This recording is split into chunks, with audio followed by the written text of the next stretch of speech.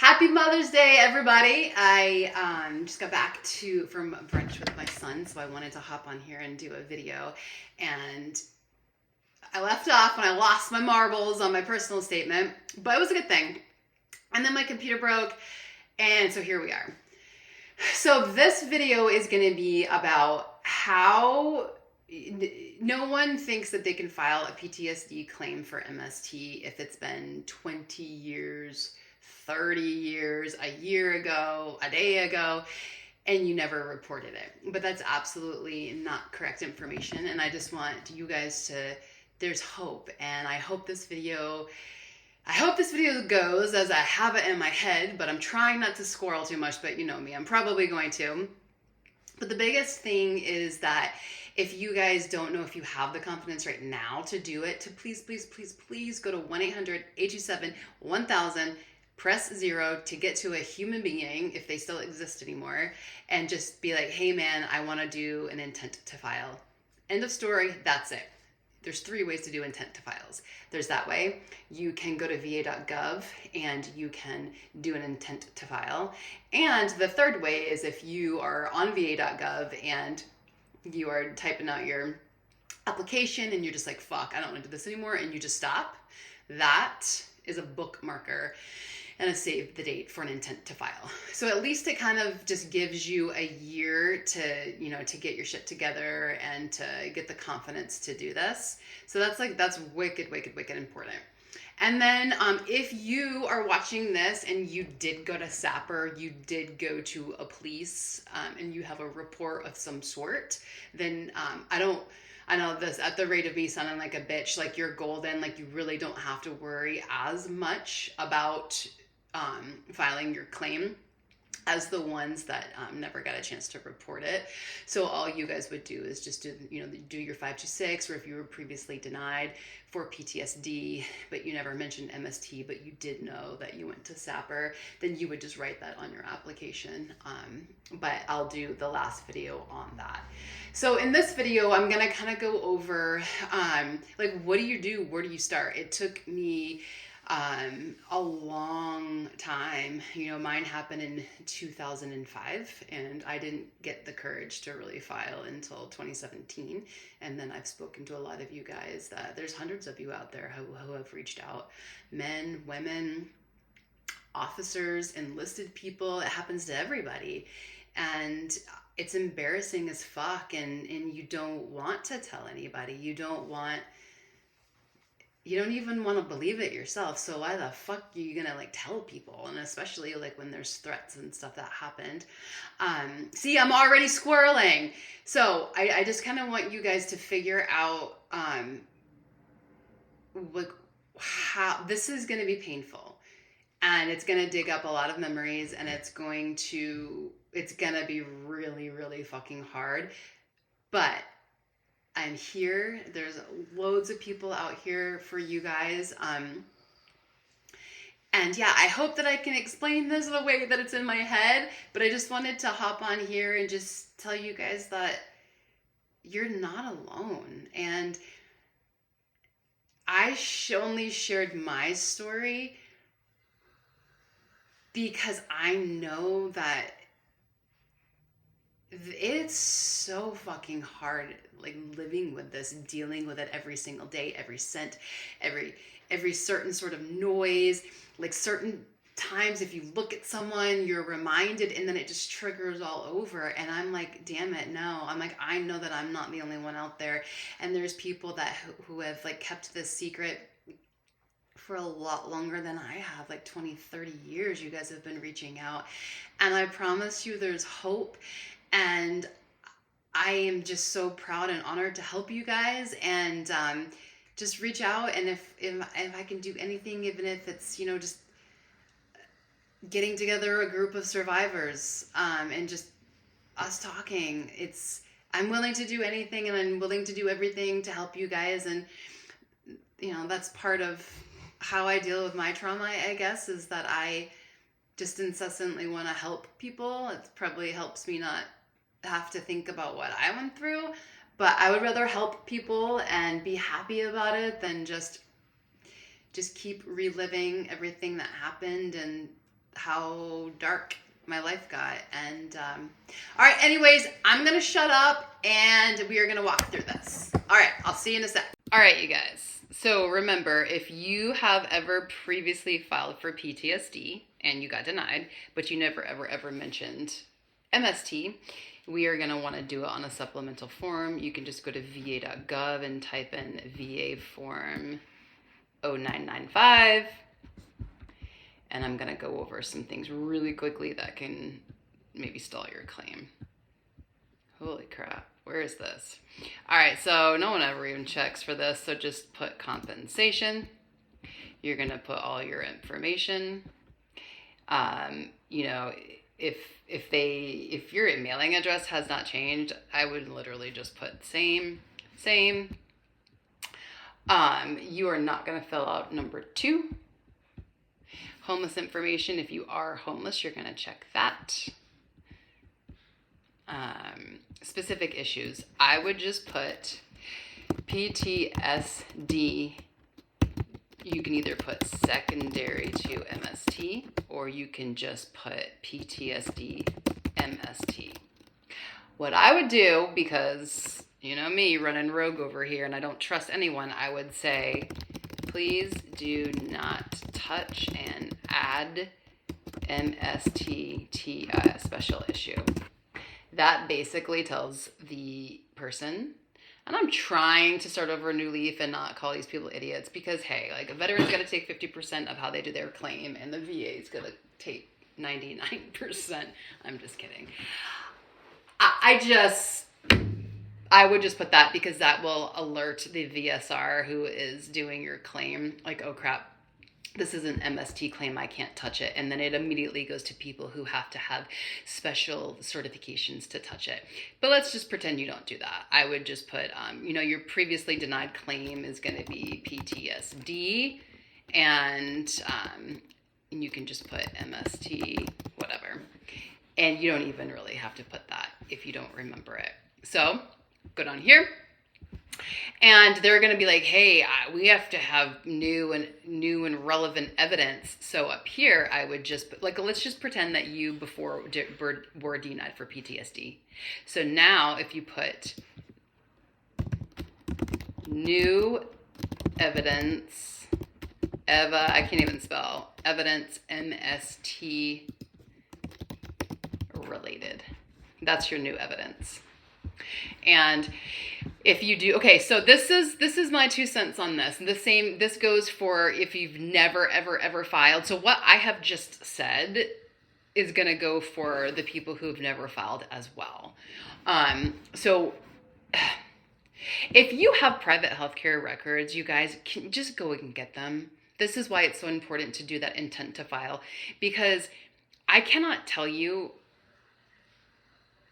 I mean, these claims are getting stalled for months and months because the bots are trying to get these private healthcare records, and it just keeps screwing everything up, and it's really messing with your claims. So if you do have something that's private, just go and get it yourself and upload it. VA vet centers, we have to solicit for these. So if you have been to a VA vet center, go ahead and fill out a 4142 and submit it with this claim, because then that's going to stall your claim as well.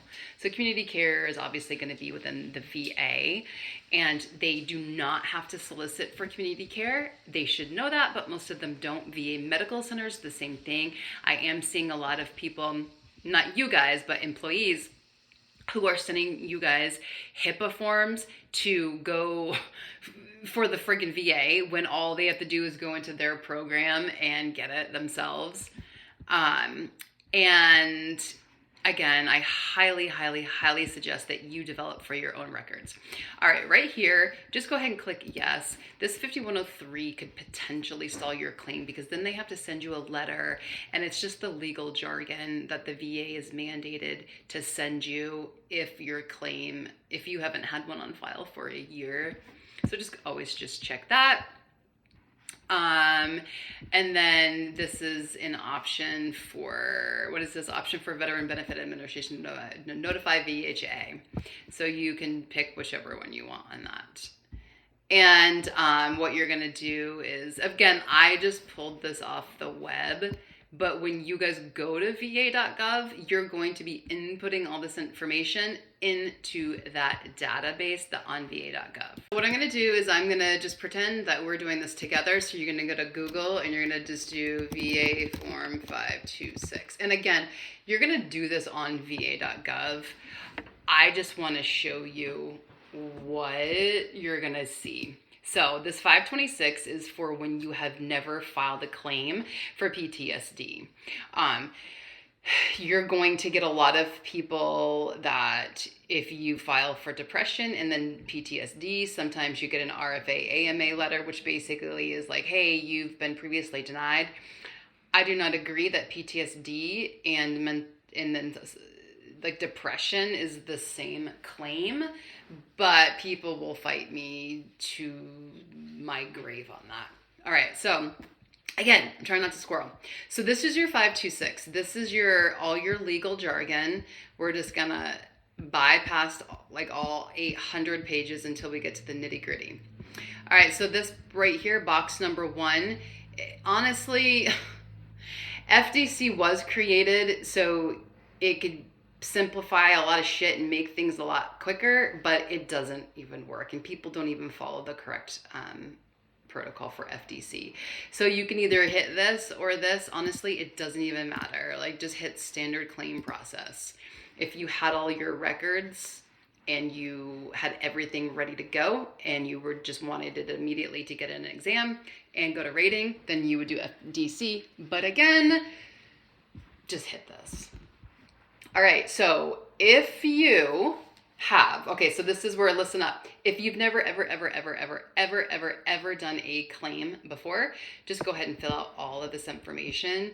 But if you have done a claim before and nothing's changed, you can straight up just put your name. I'd put your social, yes you have, and then you can just leave all this blank or just put same. Change of address, that's if you need to update your existing address. If you're homeless, please mark this. It's by the law, it's supposed to expedite, but unfortunately, you know the VA, and does it necessarily expedite it? I can't say yes or I can't say no. And where you're living, and if there's a person, if you don't have a cell phone, this right here, you're giving this person permission for the VA to contact you only about your homelessness, only about, hey, have you seen Johnny? He's got an appointment. They can't do anything else. This is not your power of attorney. All right, exposure information. This is due to mental health. If you're just filing for PTSD right now, mental health is it's called a TERA exception. That means that toxic exposure did not cause this, and it doesn't even make sense because we're filing MST. So you can, if you're filing other things along with your MST PTSD and you were exposed to something, whether it be you deployed, you JP8, JP4, JP5, JP7, the jet fuel A, any of that stuff. But the kicker is, I got to do a TERA one. If you don't explicitly tell them what the hell you're exposed to, then it kind of gets nuanced, and that they might not do your TERA medical opinion. Again, just forget that I just went off on a tangent on that. All right, so this is where the good stuff is. All right, so what I would do if I were you, if you have never filed before, I would put PTSD due to MST. Please add MST tracked item, special issue, and forward, or I just put please add MST SI, and no, I don't want to, no, let's just put that. PTSD due to MST, please add MST SI. And what that does, like I said before when I was explaining it, you have to have certain certifications and you have to have certain trainings in order to do MST. So these this is the correct protocol. You don't want a bunch of idiots touching your claim and reading your shit when it's so personal and they're not even freaking qualified for it. So that's just that. And if you were, you do not have to do any of this shit right here. Like, it does not matter. If you are claiming other things, let's just say, for instance, headaches, please, for the love of God, if your headaches are due because of the stress that we went through, second to MST or a second to PTSD, so on, so forth. IBS is another freaking huge one because brain gut health is so connected. Just put second to MST. Yeah, that's all I'm gonna say on that. If it's something that, if when you were in records, like say that when the trauma happened, you got pushed down and you've always had like I always have hip problems now because like when we were getting bombed and he like threw me to the ground, like my right hip, I swear to God, I'm convinced it's because of that. I've never claimed it because I fucking don't want to talk about it. Like, that's the biggest thing, right? But here I am, like, trying to help you guys. So just be better than I am. So let's just say that like my hip, so hip second to, I would put rape, like being thrown down. But again, try not to squirrel. All right. PTSD due to MST. Please add MST special issue. All right. So this right here, as I was saying in the last one, this is for VA medical centers only, right? So if you got seen before 2005, please tell them to request, what's the easiest way? Please request records on 7131. And let's just say it was at Togus VAMC.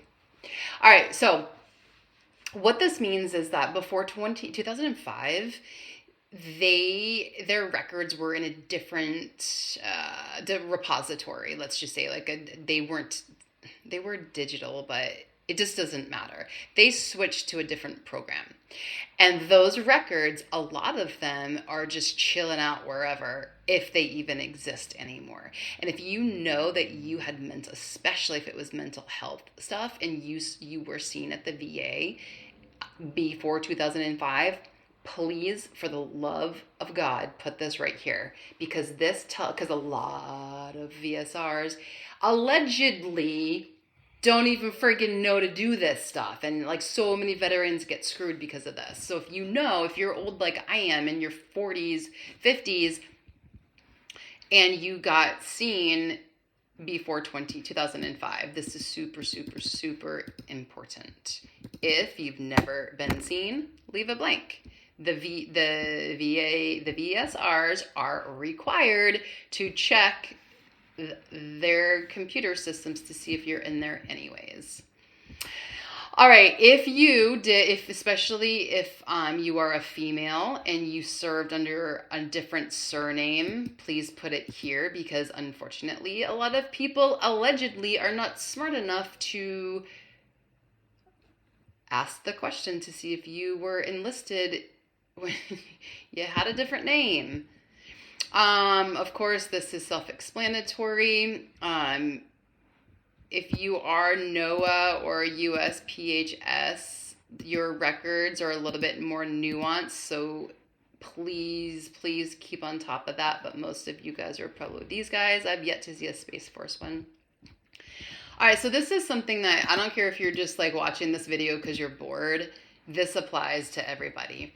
I cannot tell you how many people's claims get jacked up because of this. So I need for you guys, like going forward, I don't care if you're helping other people, if you're doing it for yourself, if you're filing a supplemental, if you're active duty, a lot of the times when we're Reserve or National Guard, and the chance that you got on Title 10, you guys don't, after you became active, your records go back to either reserves or National Guard if your obligation did not terminate. So what I'm trying to say, and I'm not doing a good job of explaining it, is that let's just say that I was chilling, I was in the Army, like legit active duty for 4 years.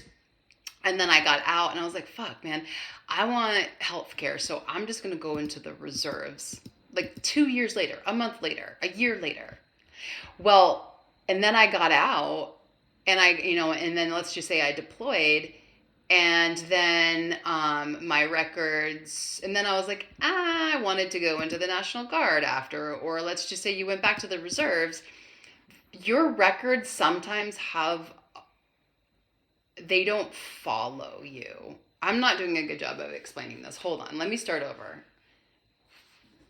If you know that you were active duty and you were in the reserves, and then let's just say that maybe you immediately got out, like 6 months ago or whatever, those records do not automatically they don't talk internally to the systems of the VA.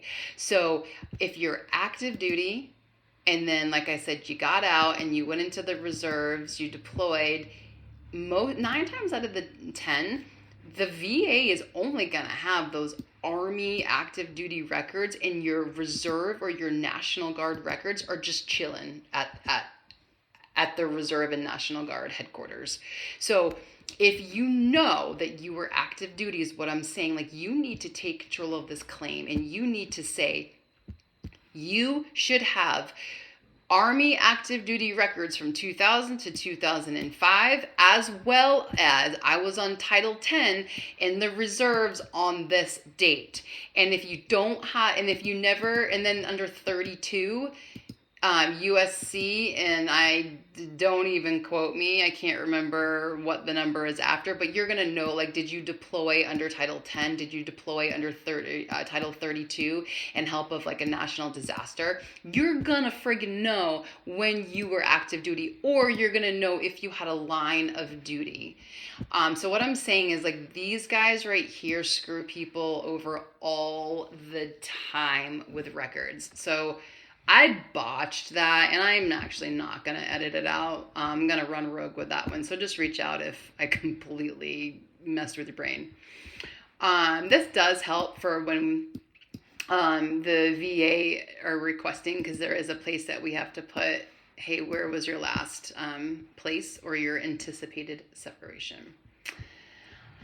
Same